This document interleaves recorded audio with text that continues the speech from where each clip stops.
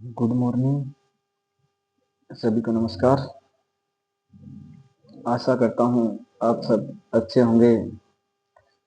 सर्दी भी अच्छे से गिरने लगी है। अपना बुजुर्गों का और बच्चों का ध्यान रखें। बुजुर्गों और बच्चों का तो विशेष तौर पे आपको ध्यान रखना है, क्योंकि सर्दी अभी पीक पे है। लगातार तापमान नीचे आ रहा है। जरूरत हो तो ही घर से बाहर बच्चों और बुजुर्गों को भेजें, वरना न भेजें, क्योंकि धूप आजकल बहुत कम निकल रही है। अगर कभी निकलती है तो हवा इतनी तेज होती है कि वो धूप का असर होने नहीं देती है। इसलिए सर्दी से थोड़ा बचाव करें, क्योंकि जब तक सर्दी नहीं लगती तब तक तो ठीक है, लगता है कि ऐसे ही है। लेकिन एक बार जब लग गई तो सर्दी निकालना फिर मुश्किल हो जाएगा, दवाई के सहारे ही काम चलेगा। इसलिए सर्दी का विशेष तौर पे ध्यान रखें। शुरुआत करते हैं आज की ताज़ा खबरों के साथ, बने रहिएगा। हालांकि वीडियो आपको पूरे देखने, कुछ साथी जो है वो वीडियो पूरा नहीं देखते हैं, और कुछ साथी वीडियो को स्पीड ज़्यादा करके देखते हैं या आगे निकाल निकाल के देख रहे हैं। तो प्लीज़ ऐसा न करें, वीडियो को पूरा देखें।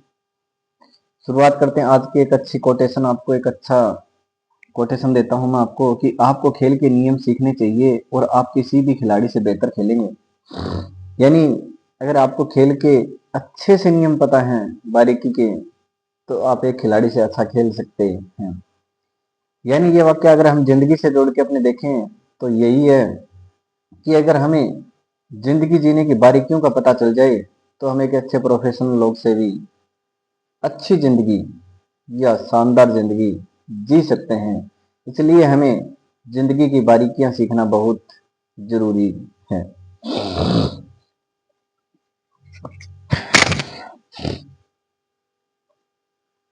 अगली खबर अंतर्राष्ट्रीय खबर रहेगी। जो अमेरिकी राष्ट्रपति ट्रंप महोदय हैं, उन्होंने नई साल की अच्छे से शुरुआत कर दी है।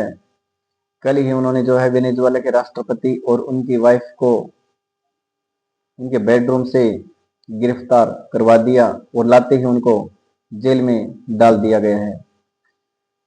कल उन्होंने एक नया काम और कर दिया कि उन्होंने क्यूबा और मेक्सिको की भी धमकी दे दी है कि जैसे वेनेजुएला का हाल हुआ वैसे ही आपका हाल भी हो सकता है। उनका साफ कहना है कि मुश्किलें पैदा करने वाले पड़ोसी हमें बिल्कुल भी मंजूर नहीं है। यानी उनका सीधा सीधा सा कहना एक ही है कि जो भी पड़ोसी हमारे सामने मुश्किल पैदा करेगा वो हम बर्दाश्त नहीं करेंगे। उन सब के साथ भी यही असर होगा जैसा वेनेजुएला के साथ हुआ है। मैं आपको बता देना चाहूंगा कि अगर किसी राष्ट्राध्यक्ष को, पहला तो ये है कि किसी राष्ट्राध्यक्ष को ऐसे कोई गिरफ्तार कर सकता है क्या? बिल्कुल कर सकता है, लेकिन वो उसमें देखा जाएगा कि उसमें सामने वाला धारा कौन सी लगवा रहा है, किस केस में उसको अरेस्ट किया जा रहा है। अगर कल की ही हम बात करें तो उसमें जो मादुरो राष्ट्रपति हैं उनको केर फ्री स्पीच कानून के तहत पकड़ा गया है। इसके तहत ये प्रावधान है कि गिरफ्तारी का तरीका कितना भी अवैध हो, एक बार अमेरिका लाने के बाद केस चल सकता है, इसे चुनौती नहीं दे सकते। यानी उनके ऊपर ड्रग तस्करी के केस जो लगे हैं उस सिलसिले में उनको अरेस्ट किया गया है। मादुरो पर ड्रग्स तस्करी से जुड़े आपराधिक मामले हैं, इसमें न्यूनतम 20 साल से लेकर आजीवन कैद हो सकती है, लेकिन मादुरो को मौत की सजा का प्रावधान नहीं है। यानी जो ड्रग्स तस्करी का केस है इसमें 20 साल से आजीवन कारावास तक की सजा हो सकती है, लेकिन इसमें मादुरो के लिए सजा ए मौत आप नहीं दे सकते।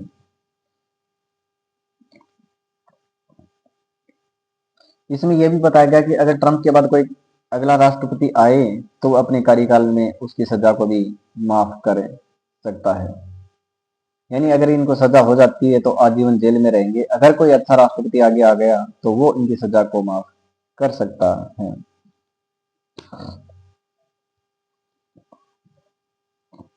एक खबर ये रहेगी कि बैंक से संबंधित किसी का काम हो तो वह अपना काम पहले ही निपटा ले, क्योंकि बैंक ने 27 जनवरी को हड़ताल का बोला है। और हड़ताल लंबी भी चल सकती है, क्योंकि 25 और 26 जनवरी को वैसे ही छुट्टी है। 25 का संडे है, 26 का अपना गणतंत्र दिवस है, 27 की इन्होंने हड़ताल का बोल दिया है। इसलिए अपने काम जो जरूरी हैं वो पहले निपटा लें, क्योंकि हड़ताल का भरोसा भी नहीं है कि हड़ताल 27 को ही हो, आगे लंबी भी कोई चल सकती है। उनका हड़ताल का यही कहना है कि बैंक कर्मचारी जो हैं वो सप्ताह में 5 दिन ही काम करना चाहते हैं। उनका साफ साफ यही कहना है कि सिस्टम के सामने बैठकर 8-8 घंटे काम करना बहुत मुश्किल हो जाता है। 8 घंटे भी नहीं होते उनको, तो कभी कभी 10 से 12 घंटे भी लग ही जाते हैं। टाइमिंग जो है वो 4 बजे तक तो आम आदमी के लिए है, बाकी बाद में वो लोग काम करते रहते हैं। इसलिए उनका यही कहना है कि हम सप्ताह में 5 ही दिन काम करेंगे, क्योंकि अभी उनका रूल में यही है कि महीने के दूसरे और चौथे शनिवार को ही उनकी छुट्टी होती है। बाकी जो शनिवार आएगा उसमें बैंक ओपन रहेगा। तो उनकी यही मांग है कि हम प्रत्येक सैटरडे और संडे को छुट्टी मनाना चाहते हैं, यानी सप्ताह में 5 ही दिन काम करने के लिए हैं। एक अगली खबर, अच्छी खबर ये रहेगी कि सरकार ने ये बोला है कि बड़े शहरों में एक से ज्यादा आप एयरपोर्ट बना सकते हैं। अभी तक का यही है कि 150 किलोमीटर की दूरी से पहले आप कोई दूसरा एयरपोर्ट नहीं बना सकते। अभी के कानून में यही प्रावधान है कि अगर 150 किलोमीटर तक की दूरी में कोई एयरपोर्ट है तो उससे कम में कोई एयरपोर्ट नहीं बना सकते। उससे ज्यादा के बीच अगर कोई शहरों की दूरी है तो ही आप दूसरा एयरपोर्ट बना सकते हैं। लेकिन यात्री भार को देखते हुए, भीड़ भड़ाका देखते हुए सरकार ने ये बोल दिया है कि हम कानून में चेंज करेंगे और एक ही शहर में एक से ज्यादा एयरपोर्ट बनाने की अनुमति देने का प्रावधान लेके आएंगे।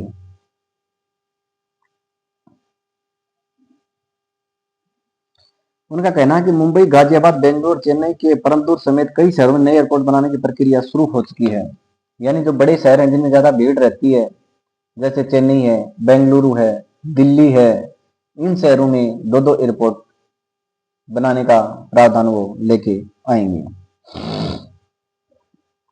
एक अगली खबर हम सब पेरेंट्स के लिए रहेगी, क्योंकि खबर ही ऐसी है, बच्चों पे विशेष ध्यान देने की जरूरत है। कि यही एमपी की खबर मुरैना की है कि कोई 12वीं का छात्र था, उसके पिता शिक्षक थे। उन्होंने बच्चे को मोबाइल छोड़कर पढ़ाई पर ध्यान देने को कहा तो बेटे ने ट्रेन के सामने कूदकर अपनी जान दे दी या जिंदगी समाप्त कर ली। यानी बच्चों में इतने इमोशंस भरे हुए हैं कि पेरेंट्स पहले तो बच्चों पे गौर करते नहीं है। उनकी अगर कोई करता है तो उनकी छोटी छोटी जरूरतें ही पूरी कर देते हैं, यानी छोटी से बड़ी जरूरत भी पूरी हो जाती है। तो बच्चों में इमोशंस का अभाव हो जाता है। हमें बच्चों के इमोशंस को बढ़ाना चाहिए, बच्चे को थोड़ा तरसाना भी चाहिए कि बेटे ये चीज ऐसी है। हम क्या करते हैं कि बच्चा एक बार थोड़ा सा चिल्लाना शुरू करेगा या रोना शुरू कर देगा तो हम वही चीज उसके लिए हाजिर कर देंगे, यही बाद में समस्या बन जाती है। क्योंकि महंगाई इतनी बढ़ गई है कि सभी को कुछ ना कुछ काम तो करना पड़ेगा ही। बच्चों पे कितनी देर नजर आप टिका के बैठ सकते हैं? 24 घंटे बच्चे को सामने अपने नहीं रख सकते। इसलिए पेरेंट्स को शुरुआत से ही ध्यान देने की जरूरत है कि अपने बच्चे के इमोशंस पे थोड़ा विशेष ध्यान दें। जिस चीज की उसको आवश्यकता है वही उसकी इच्छा पूर्ति करें, बाकी उसकी इच्छा अधूरी ही रखनी चाहिए, ताकि बच्चा अंदर से थोड़ा मजबूत बने। क्योंकि बच्चे अंदर से कमजोर हो जाते हैं। अगर एक बार भी हमने डांट दिया तो बच्चे को सीधा ये लगता है कि मैं कुछ गलत काम कर लूंगा। यही हुआ, उसके पिता शिक्षक थे, बच्चा 12th क्लास में था। बच्चा कहाँ वो, इतना तो उसमें भी समझदारी, 12वीं क्लास के बच्चे में थोड़ी बहुत समझदारी आ ही गई होगी, लेकिन वो अपने इमोशंस काबू नहीं कर पाया। पिता ने बोला कि बेटा थोड़ा मोबाइल कम कर दो, बोर्ड का एग्जाम है, थोड़ा पढ़ाई पे अपना ध्यान दे लो, एग्जाम आने वाले हैं। बच्चे को इस बात से बुरा लगा और बच्चे ने ट्रेन के आगे जाके आत्महत्या कर ली। पढ़ाई का दबाव और मोबाइल की लत मानसिक संतुलन आपका, यानी बच्चे का बिगाड़ सकती है। किशोर अवस्था में पढ़ाई का दबाव, अपेक्षाएं और मोबाइल जैसी आदतें बच्चों के मानसिक संतुलन प्रभावित कर सकती हैं। इस उम्र में बच्चे भावनात्मक रूप से संवेदनशील होते हैं। अभिभावकों को डांटने के बजाय संवाद बढ़ाना चाहिए। काउंसलिंग से ऐसी घटनाएं रोकी जा सकती हैं। यानी लास्ट में बात वही आती है कि अभिभावकों को बच्चों के प्रति संवेदनशीलता दिखानी चाहिए। लेकिन संवेदनशीलता की जरूरत तब पड़ती है जब बच्चे का हम शुरुआत में ध्यान नहीं रखेंगे। अगर हम बच्चे को शुरुआत से ही ध्यान रखेंगे उसके इमोशंस का ध्यान रखेंगे तो बाद में ये नौबत नहीं आएगी, क्योंकि बच्चा अपने आप ही अंदर से मजबूत होता जाएगा और आगे बढ़ता जाएगा। लेकिन शुरुआत में हम ध्यान नहीं देंगे तो लास्ट में यही दिक्कत आने वाली है कि बच्चे को प्यार से ही समझाया जा सकता है। अगर बिल्कुल भी हमने थोड़ा सा डांटा तो घटना ऐसी घटती हैं और आजकल खूब ही घट रही हैं। इसलिए सभी पेरेंट्स को इस पर गौर करना चाहिए।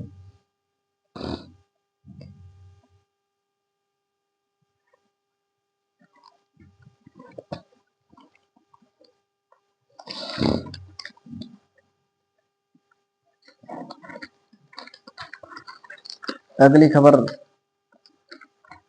ये रहेगी कि 2026 के लिए नया रोड मैप तैयार हो गया है सेना के लिए। इसमें एआई, डेटा और डिजिटल नेटवर्क से होगी अगली जंग। यानी धीरे धीरे हथियारों की जंग समाप्त होती जाएगी। और आप देख भी रहे हैं कि एआई, डेटा और डिजिटल नेटवर्क से ही आजकल जंग लड़ी जा रही है।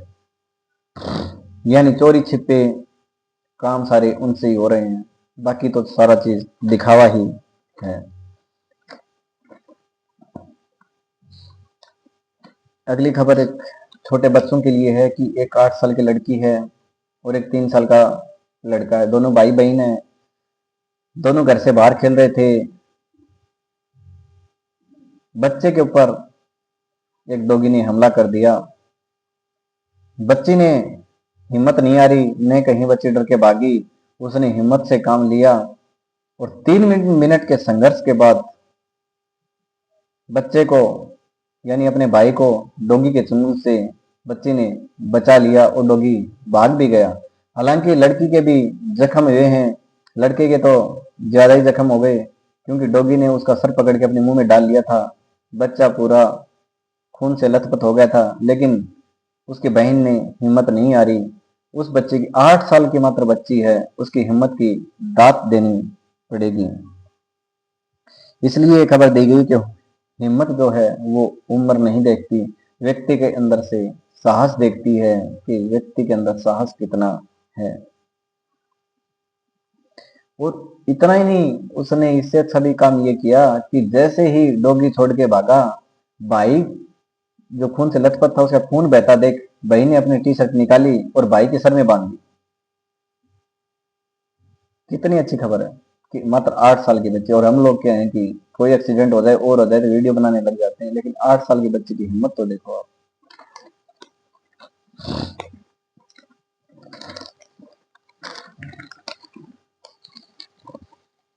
एक खबर कल ये मैंने आपको बताई थी कि बांग्लादेशी जो खिलाड़ी थे, किन्हीं राजनीतिक कारणों से मान लो या किन्हीं धर्मगुरुओं के कहने से मान लो कि जो बांग्लादेश में हिंदुओं पे अत्याचार हो रहा है वो सही नहीं है। उसके विरोध में जो कोलकाता नाइट राइडर्स ने बांग्लादेशी खिलाड़ी खरीदा था आईपीएल के लिए, उसको बाहर कर दिया था कल।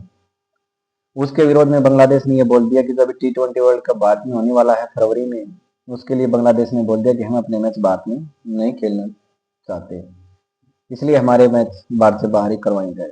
और इसमें यह भी प्रावधान है कि अगर कोई टीम किसी देश में खेलने की इच्छुक नहीं है तो उसके मैच बाहर आप करवा सकते हैं। जैसे पीछे भारत ने पाकिस्तान जाने से साफ ही मना कर दिया था, तो भारत के मैच दुबई में करवाए गए थे। उसी तरह बांग्लादेश ने भी ये मांग कर दी है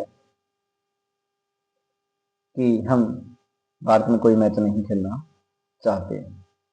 ये तो होना ही था, कल ही पता चल गया था इस चीज का कि विरोध तो होना ही है। अगर हम इस चीज का विरोध कर रहे हैं, हालांकि कुछ करना ही था तो अलग करना चाहिए था सरकार को, ये कोई तरीका नहीं था। टीम मालिक शाहरुख खान है, उन पे दबाव बना गया तो उन्होंने अपनी अनुमति दे दी कि ठीक है इस खिलाड़ी को रिलीज कर दो, हम कोई दूसरा खिलाड़ी खरीद लेंगे। वो कर भी कह सकते थे सरकार के सामने। इसलिए सरकार को कुछ करना ही था तो ठोस कदम उठाना चाहिए था। ऐसे भेदभाव करके किसी खिलाड़ी को निकालना अच्छा मेरी नजर में तो है नहीं, बाकी सरकार की सोच है।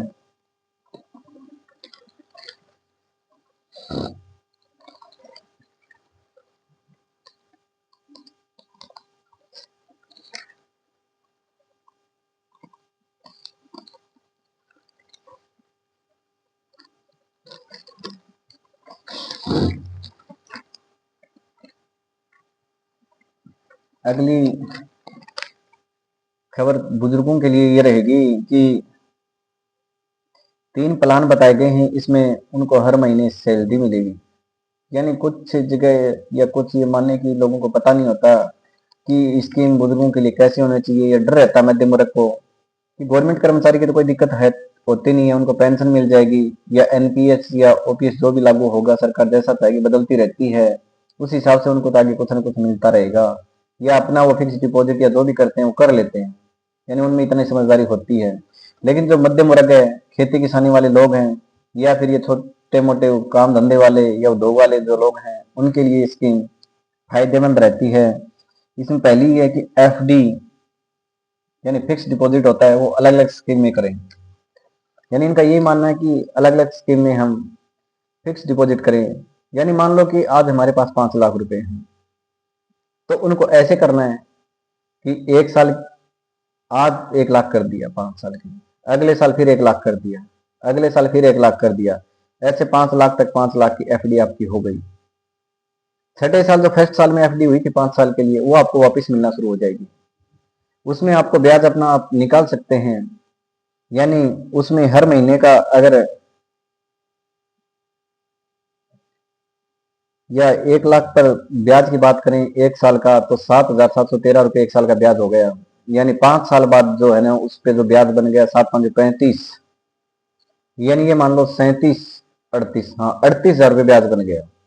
यानी 1 लाख का 5 साल बाद 1,38,000 रुपये बन गए।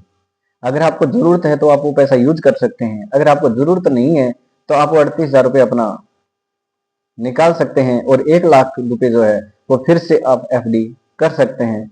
यानी अपने छठे साल एक एफडी और कर दी। ये रूटीन आप आगे तक बना रह सकता है, यानी अपनी उम्र भर तक इसमें आप ये काम कर सकते हैं। ये तरीका भी थोड़ा अच्छा है। दूसरी इसमें है कि पीओएमआईएस, यानी हर महीने बचत खाते में पैसा आएगा। Post office monthly income scheme में व्यक्तिगत खाते में 9 लाख और ज्वाइंट खाते में 15 लाख तक जमा कर सकते हैं। ये स्कीम 5 साल तक है। यानी साधारण खाते में आप 9 लाख यानी सिंगल खाते में, और ज्वाइंट खाता तो आप 15 लाख रुपए तक उसमें आप जमा कर सकते हैं। यदि 15 लाख रुपए इसमें जमा करते हैं तो 7.4% की वर्तमान दर से 9,250 रुपये हर माह आपको ब्याज मिलेगा। यानी इसमें 5 साल बाद आपको ये मिलना शुरू हो जाएगा। यानी 15 लाख खाते में जमा आपने अगर कर दिए तो 9,250 रुपये हर महीने आपको ब्याज मिलना शुरू हो जाएगा। तीसरी इसमें योजना दी गई LIC, जीवन अक्ष से 7th प्लान से जीवन भर मिलती रहेगी पेंशन। यानी इसमें जीवन भर पेंशन आपको मिलती रहेगी। इसमें एक मुश्त राशि जमा करेंगे और अगले माह से आपकी किस्त पेंशन शुरू हो जाएगी। LIC के अधिकृत एजेंट से 85 वर्ष की उम्र तक यह प्लान आप ले सकते हैं। यानी किसी भी एजेंट से आप ये प्लान ले सकते हैं 85 साल की उम्र तक। इसमें भी सिंगल और जॉइंट दोनों लोग पेंशन ले सकते हैं। यदि 60 वर्ष का कोई व्यक्ति इसमें 10 लाख रुपए निवेश करता है तो उसे अगले माह से ही 5,124 रुपये हर महीने पेंशन मिलने लगेगी। यानी ये थोड़ा बड़ा प्लान है, इससे अच्छा तो फिक्स डिपॉजिट वाला ही थोड़ा ठीक लगा, क्योंकि आप 5 साल आपको मेहनत करनी है, 5 साल 1-1 लाख रुपए आप जमा कराते रहो, आपकी 5 एफडी हो जाएंगी। छठे साल से आप उनको निकालना शुरू कर दो। अगर जरूरत है तो वो पैसे निकाल लो, अगर नहीं है तो ब्याज ब्याज काम में ले लो और आगे फिर से एफडी आप उसमें कर सकते हैं।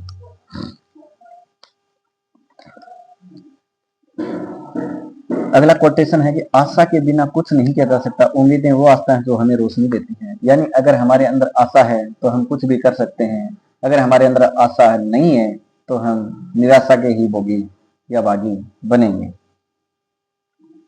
सबसे पहले हमें ही मुक्त करती है क्षमा। नए साल में अपने सपनों को साकार करने का संकल्प लेना चाहते हैं तो पहले मन की गहरी सफाई कर लीजिए और क्षमा का भाव पैदा कीजिए। यानी हम अच्छे मन से जीना चाहते हैं तो हमें मन के अंदर की सफाई को या मन को साफ कर लेना चाहिए और क्षमा का भाव हमारे अंदर पैदा कर लेना चाहिए। धन्यवाद। आज की खबरें यहीं समाप्त करते हैं। वीडियो को ज़्यादा से ज़्यादा शेयर करें, लाइक करें और कमेंट करें। आपका दिन शुभ हो। धन्यवाद।